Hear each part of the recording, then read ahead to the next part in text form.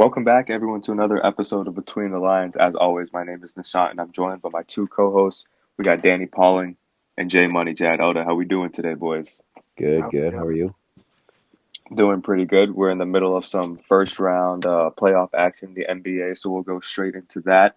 We'll get some NBA award predictions and go through the finalists, and we'll just get a little basketball. And we know we've done a little football the past couple episodes since our return, but basketball's been a great season this year. We had the Suns have a great year. The Grizzlies had a bit of a breakout year. They're looking like a great young team.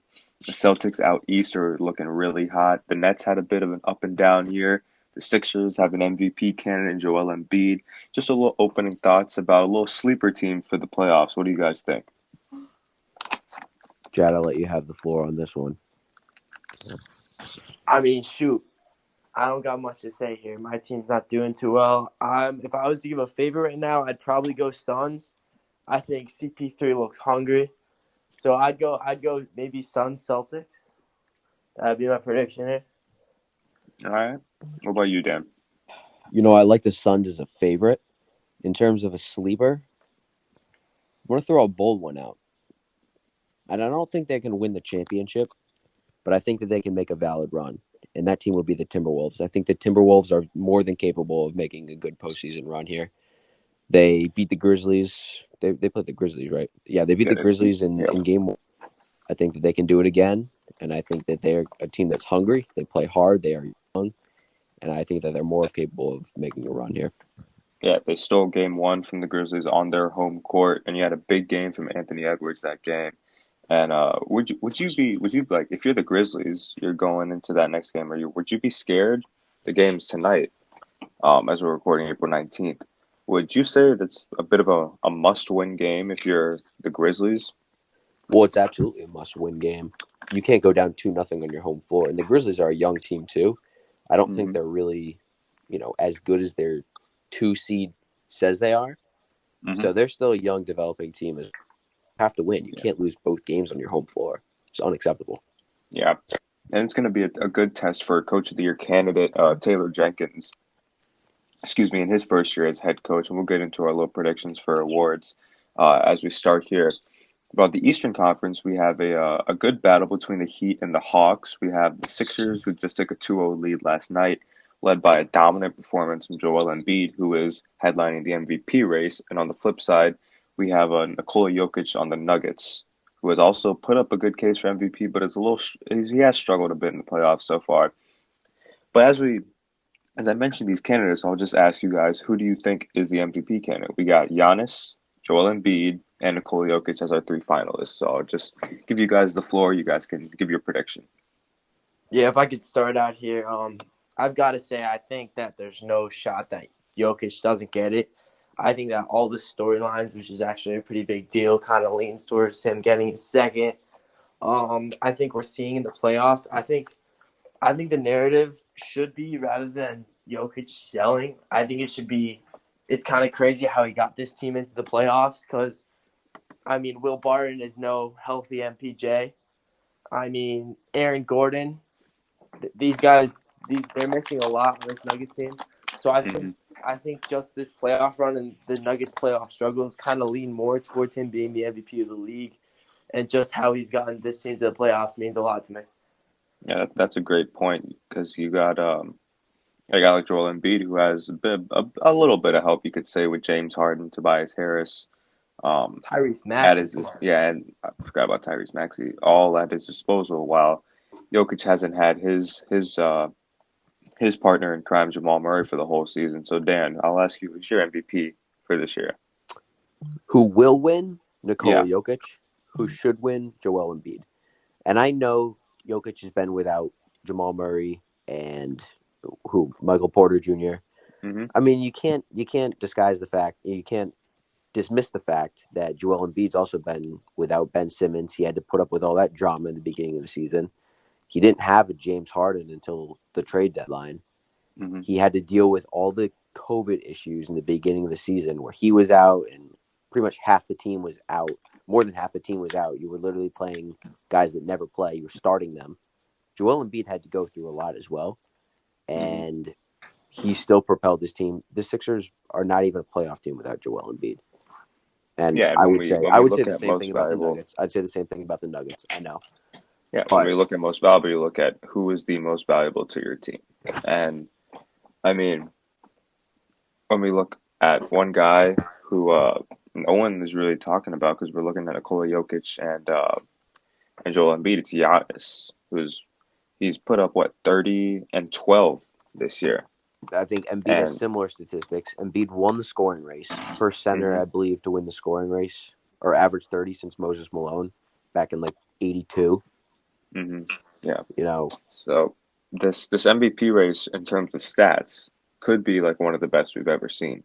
Because absolutely. if you look purely at stats, any of these candidates could win. But then when you look at impact, how they've been with their team, that's when you sort of cross off one guy, I'd say, and you focus on the top two. But yeah, I'd also go with Embiid actually, if I Wow. were to pick an MVP. But same reasoning as Danny. I think it should be Embiid, but I think it'll be Jokic. That's If I my could reasoning. touch on the Giannis point really fast, Yeah. I've got to say, after watching that Bulls game, I've always kind of been how I distinguish who's the best player in the league and who I think I'd pick if I was to have a draft. And here you go. I think hmm I've been LeBron even through the Lakers' struggles this year. I've always been Game 7. I want LeBron, but I've got to say, I think I might have just switched to Giannis. I think Giannis might be the best player in the NBA. And Ooh, that's a lot for me to say. I've been a LeBron guy. I've been last couple of years when it's been like maybe Kevin up there, maybe Curry up there. I've always kind of stuck with LeBron, but I think Giannis is finally taking that jump into being number one. That's a bold take. Giannis is the best player. I think he's definitely solidified. He's got two MVPs under his belt. He's been probably the most dominant scorer in the league for the past, say, 4 years, maybe. well, I And think Yes. I think it's also funny and interesting that the top three guys in MVP contention are all bigs. You know, Giannis isn't yeah, a typical big man, correct. but Jokic, Embiid, they're centers, and Giannis is a guy who's a big player. You know, there's no guards. hmm Yeah, that's a good point you bring because you look at guys who have really led their team. You think of like in the past, Michael Jordan, Kobe, even like AI, uh, Steph Curry, John Stockton, Steph Curry, Magic. Even though Magic was a bit of a tall guard, like Westbrook. these guys, yeah, Westbrook back in 20 Harden. 2017, right? Yep. Yeah. The I think the evolution of the big men has been crazy, especially over the last couple of years. And now you got big men who have now perfected on working their 3-point game rather than their post game, Yep. and that's crazy. Yeah, and speaking of, we got guys working on their 3-point shot. We're going to some young guys. We got our rookie of the year race now. We got Scotty Barnes of the Raptors, Evan Mobley from the Cavs, and Cade Cunningham, the number one overall pick. So I'll just start with Jad. Who is your rookie of the year? All right, so this might be a shock. This might be a shock to the both of you. This might be a shock to the viewers. But I'm going to go with a guy that was doubted since day one. I'm going to go with my Aussie brother. I'm going Oh, to go great. with Josh Giddey. I mean, I think without a doubt, this dude is the rookie of the year this year. I mean, I think he won every single Western Conference Rookie of the Year award, Rookie of the Month.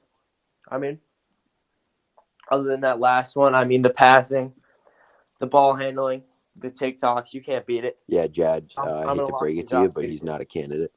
Yeah, it's all right. We'll stick with it. Josh Giddey locked it in. Now back to our podcast. I'll ask you, Danny. Who's your rookie of the year? You know, I got to go with Scotty Barnes, and he was drafted, I think, to the best situation. The Raptors have they had a bad year last year with some injuries and everything like that, but Scotty Barnes is just such a winner player defensively, offensively. He can do everything, and he's a great teammate. He's a great leader. He's a great winner. I got to go Scotty Barnes. Yeah, on that Scotty hmm Barnes pick, I don't know the statistic exactly, but he was voted, or not voted, he was statistically the most switchable defender in the league this year, Oh actually, as yeah, a rookie. I believe it. that. No Ben. hmm Nope. You know, Do I I think mean? he's a freak defensive. He's going to be the mhm, guy that you want him to be on your team. When you talk about, I think like players with a big impact, winning players. You think mhm. of like Kawhi, Draymond Green, And Scotty that's Barnes fits that mold. exactly. I was just about to say when you brought up that switchable stat. I was just about to say, you want to know who I see in Scotty Barnes is a young Draymond Green. Draymond, yep. And I was like, then Scotty Barnes looks 10 times better than Draymond Green did Yeah, as a honestly, rookie. Yeah. So, when you I said mean, that, I don't think that's a fair ceiling for him. I think he's shown signs to be a point forward even more than yeah, Draymond with the scoring yeah, side. Yes. I think he's more yeah. athletic than Yeah, Draymond. they Maybe he both doesn't don't have that have the weight. best shot. Yeah, they both don't have the best shot, but Draymond definitely has the better playmaking.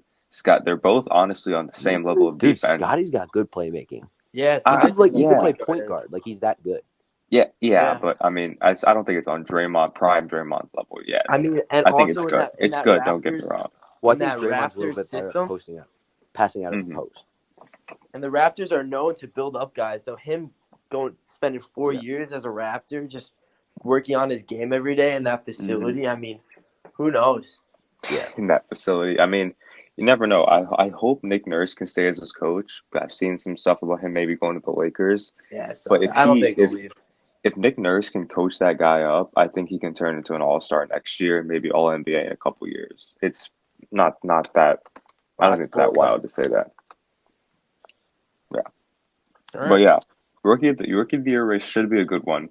But Evan Mobley and Cade Cunningham both had amazing seasons for their respectable teams. Like, let's not get this wrong. Mobley probably was one of the best.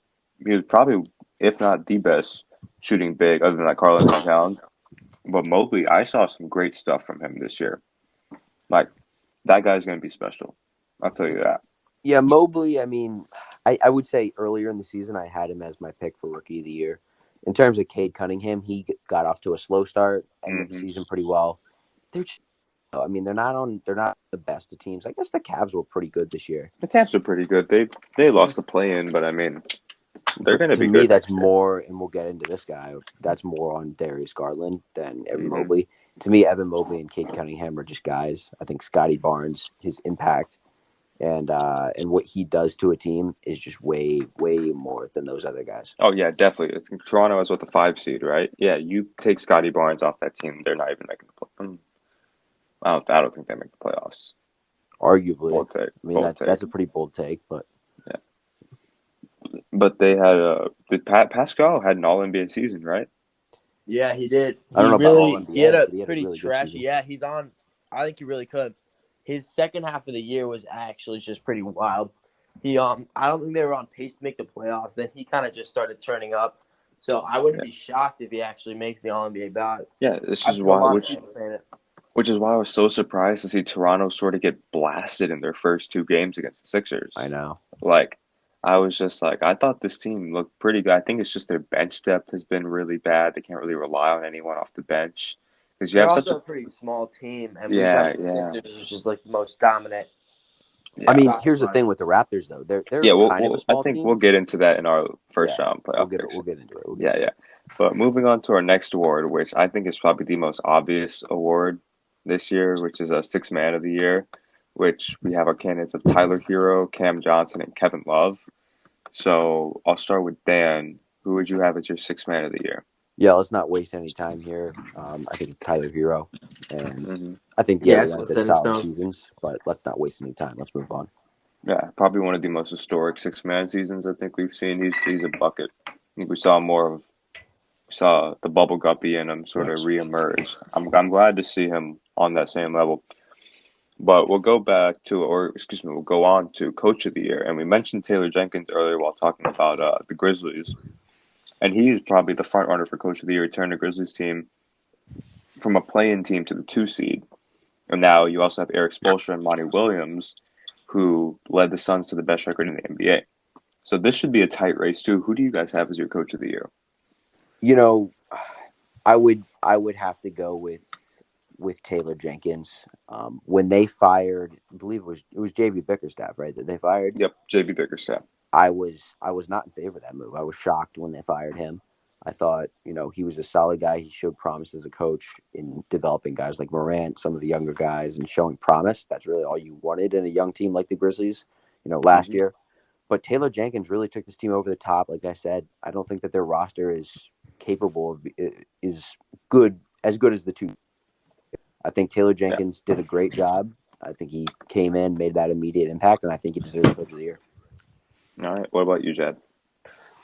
Yeah, I'd probably say it's between him and then Monty Williams. I really want to give it to Monty. I mean, I think the Suns have kind of been slept on for what they've been doing. I think they have like the biggest win gap in any team between the first seed and second seed, They do. like in Yeah. like a Yeah, lot of years. eight So, eight 18, games, 18 in wins. front. which is just 8 games? completely I think it's wild. 18. It's 8. My bad. I'm Eight. reading Yeah, the it's wrong eight. thing. Yeah. But anyway, I think it's got to go to Taylor Jenkins. I mean, no one expected anything from this Grizzlies team. And the special thing with them is they didn't really sign anyone. They built this team the right way through the hmm draft. Yeah. So yeah, I'm gonna go Taylor Jenkins. I like the Taylor Jenkins pick, but I'd actually go with Monty Williams just because I think he's the best coach on the best team all around, which is what I think the award should be given for.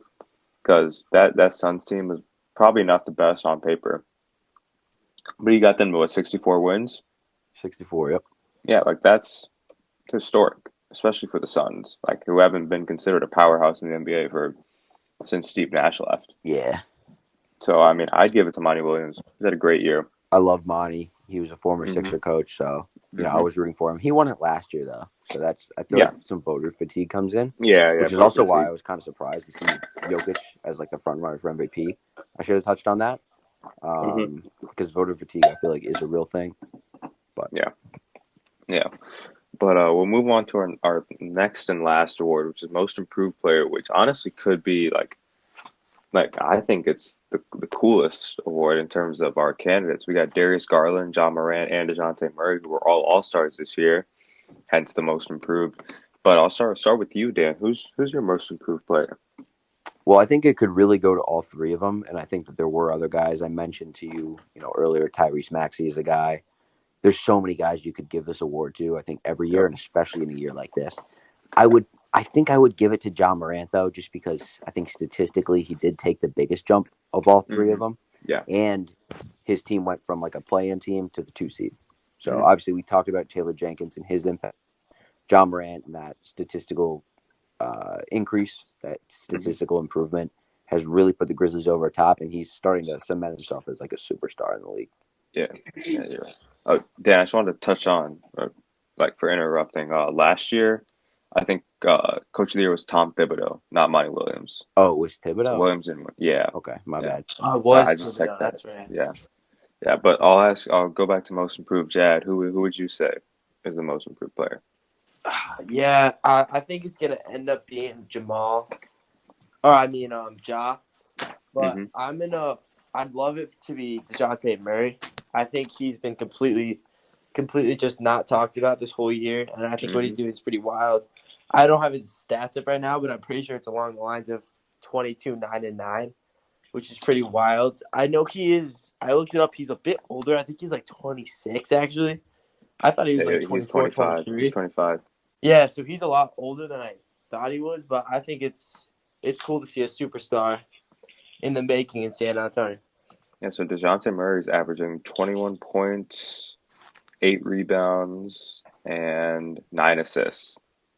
Like honestly, That's good you production. put you put him on a good Spurs team, that's a scary stat line. Like if you build a team around him, he's gonna be nice. 21, 9, and 8. I didn't even look at the stats, but yeah. I'd also go with John Morant. It's probably like gonna be an obvious choice, but it's gonna be like a fun race to see who wins it because all three of these guys could deserve it. And let's see here. We obviously couldn't get to Defensive Player of the Year because we planned on getting this out, but God knows why they announced the Defensive Player earlier. But Marcus Smart got it. Do you think he deserves it? I was kind of surprised that he got it, but the hmm candidates this year were a bit odd to me. Look, I like the fact that a guard won it because I was tired of seeing the Rudy Goberts, the big men win it. But, hmm I as a Sixers fan, Marcus Smart's the type of guy you'd love to have him on your team. You hate playing hmm against him. So I've never hmm been a big Marcus Smart fan, so I'm biased in that way. But, Yeah. he is a pest. He is a dog. So I hmm respect it. That's the way I play, at the gym. But hmm yeah, What about you, Jad? What are your thoughts on the Marcus Smart win?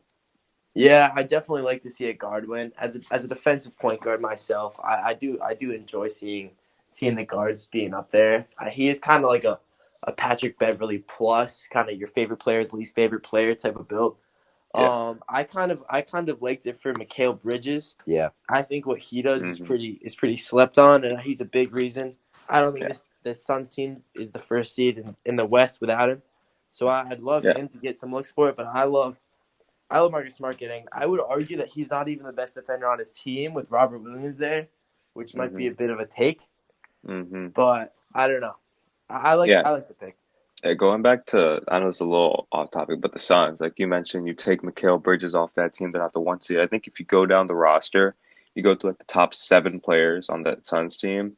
If you take out, like, if you go down each of them, you go one by one, you can say that for all of them. You take out Chris Paul, they're not the one seed. You take out Devin Booker, they're not the one seed. Even if you take out like Cam Johnson, who's a Six-Man of the Year candidate, they're still not the one seed. And I think that's which is why going back to Monty Williams, I think he's built such a great team, the chemistry, especially in a Western Conference, which has gotten a lot better. It's probably the better conference, I'd say. And I think which is why I thought he deserved it. But on track with defensive player, I thought Smart deserved it. I thought he had a great defensive year. First defensive guard since Gary Payton in '95 to win it. And he's actually the second player to win it with the Celtics, who was Kevin Garnett back in '07, '08. So yeah, so those were our little award predictions. Any final thoughts before we move into our first round predictions, boys? Leave it at that. Yeah, I got one more thing about Tyler Hero. Go ahead. Go ahead. I know it is a six man of the year award, and technically he's a six man, but he's playing the most minutes on the Heat's roster. I think he's playing 33 minutes a game. So it kind of I don't know. It's just a little hiccup in him being considered a six man if he's playing the most minutes on his team. But it's just like another factor if he doesn't end up Yeah, yeah. somehow winning. The criteria is a little weird for what they consider six man, but we'll move on to our smaller playoff predictions. We're not going to give you our whole rundown, but just our first round thoughts following the first couple games. I think the Heat just beat the Hawks. Yeah, they just won 115 to 105, so they took a 3-0 lead, or 2-0. 2-0 lead, my fault. So the Heat are up 2-0. We got our next game, which is, I think it's the Suns and Pelicans. Yeah, the Suns play the Pelicans, so we'll start with that matchup, which should be on shortly. So the Suns are up 1-0. They just had a dominant win against the Pelicans, who won't have Zion probably for the rest of the series. So do you think the Suns can just get this in 4? They definitely can. They might get a little gentleman sweep in 5, but this should Mm-hmm. be easy for the Suns. Yeah. Yeah. What about you, Jed? Yeah, I mean definitely no comp there. I think I could see Brandon Ingram and CJ maybe dropping 30 each and them get taking one game off. Yeah. But yeah, I'm gonna go gentleman sweep there. Yeah, so we'll go to our other Western Conference matchup tonight. The Grizzlies are actually they're up 22 against the Timberwolves. And you said this was a must-win for the Grizzlies, and they're sure taking care of business right now on their home court. And this looks like a series that could go back and forth unless we just saw a fluke game from the Timberwolves that one game. But how do you guys think this series ends up playing out? It's tough to say. You got two young teams, kind of with a lack of experience in both corners. Hmm. I'm gonna say, I'm gonna say the Timberwolves take it. I'm gonna say the Timberwolves take it in 7. Kind of a bold take Wow. there. Could go Hmm. either way. Like I said, you got two young teams, two inexperienced teams with inexperienced players on both sides battling Hmm. for it. But I think both teams are hungry. I'm a fan of both teams, and we'll. I like that. What about you, Jed? Yeah, I'm gonna go with Dan here. I'm actually gonna say the exact same thing with him and Timberwolves in 7. I think they go pretty toe to toe with each other. It's a weird Hmm. matchup. I think the average age on both these teams is 25. If I'm thinking that right, which is like the lowest I think ever for Hmm. average matchup age. Yeah. So I can see one team just not showing up for a game and it just completely changing how the series goes. Yeah. Yeah. But Yep. I'd say there's more firepower on the Timberwolves, so I'm gonna go Timberwolves. 7. Yeah. I'm gonna go on the opposite side. I think the Grizzlies will take this in 7. I just think you put Ja in the spotlight, he's going to outshine Anthony Edwards. And an underrated player this year who has really gotten a lot of love was Jonas Valanciunas, who has played really good defense this year. He's gotten a lot of boards, and he'll still put up 20 points every other game. And I think if you contain Karl Anthony Towns. You get a good game out of Jonas Valanciunas, some good games from Dylan Brooks. That I think the Grizzlies will take this in seven, but I think regardless of who they play next round, they're gonna get out, which I think it's gonna be the Warriors. The Warriors can easily wipe the Grizzlies or the Timberwolves for that matter. But we'll go to that matchup, the Nuggets and the Warriors, and you've had the Nuggets who have really been struggling, and they've lost by an average of 18 points their first two games against the Warriors. And you had Curry put up 30 off the bench last night. Jordan Poole is having a series out of his mind. And we haven't even mentioned Klay Thompson, who just put up 21 too. So do you think I say the Warriors can just sweep the series, take it in four? I think they're just gonna have four games and rest up, see how this Grizzlies Timberwolves matchup plays out, and go from there. What do you guys think? You know, the MVP doesn't get swept. That's what I thought. That's the way I look at it. Hmm. Um, Now, Nikola Jokic is not the MVP, so I'll give the Warriors a sweep. Regular season award, right? That's right. What about you, Jed? Yeah, I'm gonna go Warriors. I'm gonna go Warriors in five because the MVP does not get swept. Yeah, I think for sure it's fun seeing the Warriors back. I think the death lineup reincarnated is pretty wild, and I honestly, if any team's gonna make it to the finals over the Suns, I could definitely seeing it being the Warriors. Yeah. definitely, definitely, yeah. And I think yeah. in order for the Suns to beat the Warriors, if that matchup does happen down the line, I think it's gonna be DeAndre Ayton series. If he's able to just be too big so that they can't have Draymond on him, I think Hmm. that'd shake up the whole series in the Suns Definitely, fashion. But I think it'd be definitely. on him. Yeah, that would be a great Western Conference Finals matchup, and we'll stay in the Western Conference for a series that's been sort of back and forth so far. The Mavericks and the Jazz, who've had two really good games. You had a strong game from Utah with a good Donovan Mitchell performance in Game One.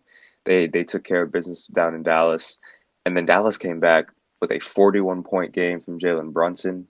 You had Maxi Kleber with a couple big shots. Spencer Dinwiddie had a great game. They took Game Two. This is probably going to be that 4 or 5 matchup that's going to go down to the wire, maybe a 7 game series. What do you guys think? Yeah, this is going to be a really good series. I'm going to give it to the Mavs in 6 or 7. I'll say, I'll say 7 just for the sake of this, but Hmm. I think in 6 or 7, the Mavericks take it over the Jazz. The Jazz have been a team kind of known to choke in the playoffs, not be the best player performers. Quinn Yep. Snyder has Yep. been Yep. known to not be the best player performer in terms of keeping leads and everything. Hmm. So I'm going to give it to the Mavs. All right. What about you, Jay? Yeah, I'm gonna go. I think Luke is back for Game 3. Am I right there? Is that what I people are mean, saying? I think so, but it's So I mean, yeah. I hope that the Jazz lose this series because I think for their sake something needs to change. Whether that's Rudy Gobert being traded, them finding some sort of perimeter defense. I think Hmm. something drastic has to change. Their only signing last year was Rudy Gay, and then they got Nikhil Alexander Walker at the trade deadline, who's both are getting no minutes. So they're pretty much rolling out the same team as they did last year. Hmm. So I think they're way too comfortable just making it to the playoffs every year because they're a franchise that was kind of expecting to go through a rebuild after Gordon Hayward. So I think for their sake and for their fans' sake, they need to lose maybe in 6 to the Mavs and then just have some big changes over this offseason. Yeah, I would explore trading Rudy Gobert if I were the Jazz, getting Mike Conley out of there because they're in a Mike Conley's got to go, yeah. Who's yeah. going to want Rudy Gobert, though, with that big old contract? Yeah. I mean, the Jazz are just in a horrible spot. They're always a first round, second round exit, and they can never get anyone. Because who the hell wants to come to Utah? Yeah. Like, See if I can say one thing about Rudy Gobert, I think he's quickly become the most disrespected star player in the league. I think this team is just it's obvious they have no perimeter defense. The guys get into the paint and their only help defense is him. Then he can't get out fast enough to contest a shot because if he's not in the paint to get the rebound, they don't get the yeah, rebound. yeah, So and I think he's that's not become his the most fault. hated player. That's not his fault at all. You got to blame that on the Jazz front offense and the coaching staff for not being Exactly. able to put a good team around him and Donovan Mitchell. Like And he's in doing a all he league can. that's I'll give that to him. in Yeah, a league he's doing that's all he started can. to become dominated by bigs, I think a player like Rudy could be big time for like maybe the Hornets that Yeah. need a big, maybe Hmm. I don't know. but I think he Celtics still has need like a value. true big. I don't know. The Robert Williams has been really Yeah, good but though. for that money, you're getting a Yeah, rebounder and a guy who can play defense. No, You I think know, a perfect fit would be the Hornets. I'd love I that. think because I thought the Hornets would have been a good fit to Hornets have sign him. been That's why I Hornets was have been surprised the in the market for a Jazz center signed him. for a long time. Like I don't think the Hornets haven't had a strong center since like I can't even Oh, remember, Alex man. Jefferson. Oh Al God. Jefferson. Oh my God, that's memories. Oh my God. Yeah, but we'll move on to that wraps up our first round for the West. At least we'll go to the Eastern Conference. We touched on the Heat a little bit. They just took a 2-0 lead, and I think we all said the Heat will take care of business. But we'll move on to our opposite side of the matchup, the Nets and the Celtics, who had a pretty good game one. I think he had a little game winner from Jason Tatum and little Kyrie antics. He wasn't really happy after that game. So how do you guys think this series will play out? Great series here. You know, I can't bet against KD though. In the first round, I got Mm, to give the Nets the series. I'm going to give it to them in wow. 7. KD is not going to lose in the first round, and I have to say that.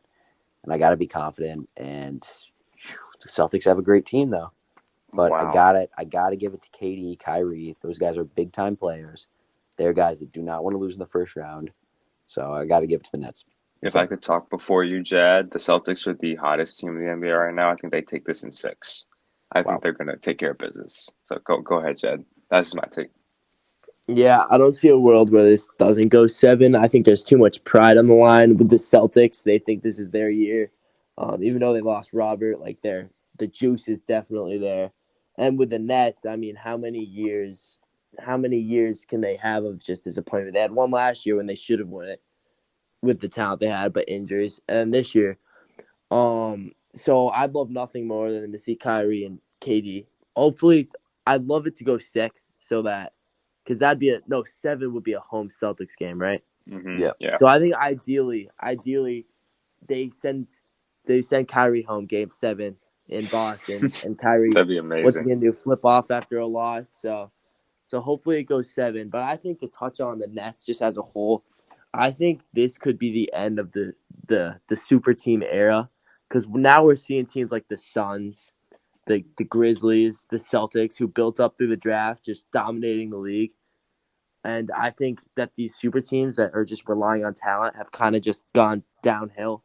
Maybe you get Hmm. like 2-3 years of good Yeah. production, but a couple injuries and it kind of all goes down the drain. So I think Yeah. this Nets team could be the face of the super team era, kind of going down the drain here. Yeah, but this series is going to be one for the books. I think it's going to be one of the most storybook series we've had in a while. But it should be really fun to watch. I'm excited to see how it plays out. We'll move on to the top side of the bracket with the Sixers and the Raptors. And from what I've seen, the Sixers have been taking care of business. I think they take this in 4. Yeah, Tyrese Maxey coming off a great game and being dominant. Harden's done his job. It's pretty easy. Sixers, I think, take this handily. Maybe the Raptors steal a game, but I'm going to actually disagree. The Raptors are a team that play hard.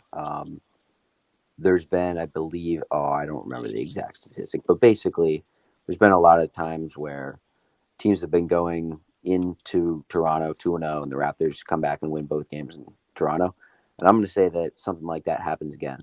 I'm going to say that the okay. Raptors take 2 games and the Sixers win it in 6. I'm honestly Okay. surprised. The Raptors owned the Sixers in the regular. Joel Embiid, he couldn't do anything. The defense was too good on Embiid, and the Hmm. Raptors really had the Sixers number. Honestly, Yeah. throughout these past couple of years, but I'm going to Yeah. say the Sixers still take it, but All it's right. going to take 6 games. Yeah. Yeah. What about you, Jet? Yeah, I could almost guarantee that the Raptors win at least one of their home games. I Hmm. think I'd be shocked if it ends in a sweep. I see 6 games for the Sixers, 5 games for the Sixers. I think it's obviously a Sixers win ultimately, but I think it won't be a sweep. Yeah. So we got 3 different arguments for this series, but we'll see how this one plays out, and we'll move on to our last first round series. We got the Bucks and the Bulls, and Game 2 is tomorrow in Milwaukee. The Bucks won a not so close game. Or was it a close game? I can't remember. I think they took care of business against the Bulls in Game 1. Let me just check that real quick. Bucks versus Bulls. They won 93-86. Okay, so it was a bit of a close game, low scoring, so a bit of a defensive matchup. But what are you guys' predictions for this series? I think it goes to the Bucks in five. Maybe you have a 30-point game from DeRozan, who carries, but I don't really Yeah, see the Bulls doing anything much. I agree. The Bulls, I forget their exact record against like the top four teams in the East, but it was horrible. I don't think they Yeah, won a I single remember game seeing against that. the top I four remember teams. seeing that. It was bad. I think the Bucks will take this in 4 or 5. The Bulls are a team a year away. I remember early when we recorded an NBA podcast back in like November, October. I said the sleeper team was the Bulls. I said they'd make the playoffs, and I remember I think one of you guys may have given me flack for it, but I said they're like a year away from being a serious contender, which um, carried by DeMar DeRozan, still has Zach LaVine, Lonzo Ball is coming back. They will be a good team. It'll just take a year, maybe two, but I still think they're poised for a comeback since the Jordan days. Chad, what are your thoughts on the Bulls Bucks series? Yeah, I think a lot of people were expecting a sweep here. I think just because of how you touched on it earlier, just of how trash the Bulls have proven to be against good teams. But I think if they were going to win a game, it had to be that game one. I mean, Hmm. no, it was just a lot of the announcers saying it was like a '90s game. It really wasn't. Everyone was kind of just missing shots. It was kind of just a stinker of a game. And I Yeah. think that one would have been massive for the Bulls to win. I think if the Bulls won that game, they could potentially take it to 6 just because of the Hmm. momentum there. Yeah. But the Bucks are synonymous for just pooping the bed in game ones. I do believe. I think they have done that a lot of series. So I think this is going to be a gentleman's speak for the Bucks. All right. All right. I like that. I like that. So that wraps up our first round predictions. We may make a short podcast episode, maybe 15 to 20 minutes about the rest of our predictions. But we just wanted to get this out to you guys for some content. And later in the week, we'll have an episode in the studio. We may go with the two camera setup. But if you haven't already, go look at our NFL Jeopardy episode on YouTube at Between the Lines podcast. That was an amazing one to watch. We had a special guest on there. Go check that out on our YouTube. But we should have another episode previewing the NFL draft, which is next Thursday. That'll just be like a little preview of maybe not an official mock draft, but just like what teams need, who they should be targeting, maybe what teams may trade up, maybe what positions they should address. Just stuff like that. You guys are good with that, right? Yep. Yeah. Yep. So we I should love be the draft. we should be getting that out to you Friday, and then the following Tuesday we should have our official mock draft out. And Thursday we're thinking of a little mock draft stream. Maybe we get something on YouTube or Instagram going. I What are don't you hate guys' it. thoughts on that? I don't hate it. I know me and Dan have been big fans of getting together for the draft. Maybe we get Jay together for this one. You go with that, Jed? Of course, you know me. Yeah. You know, okay. And It's we good should have stuff. addressed this earlier, but yeah, obviously we're not in the studio for this one. Yeah, It's hard enough to have everybody's schedules line up so we can hmm record, but it's a little bit harder even to have it go to one place, especially when it's yeah, kind of later at night. So yeah, we're gonna try our best to get as many as possible out in the studio, but whenever we can, if we need to get a podcast out, just we'll just yeah. record it through the audio. Yeah, and starting Friday, whenever you see a video or a podcast episode that's on YouTube, it will be on both YouTube and Spotify. So usually these, when we record at our houses, they're just on Spotify. But now when we record at the studio, we have it set up to where we can do both. So whatever platform you're using, you can listen, or if you want to see our beautiful faces, you can just watch us. But as for Nishant, Dan, Yeah, money. this is Between the Lines signing off. Peace. See ya.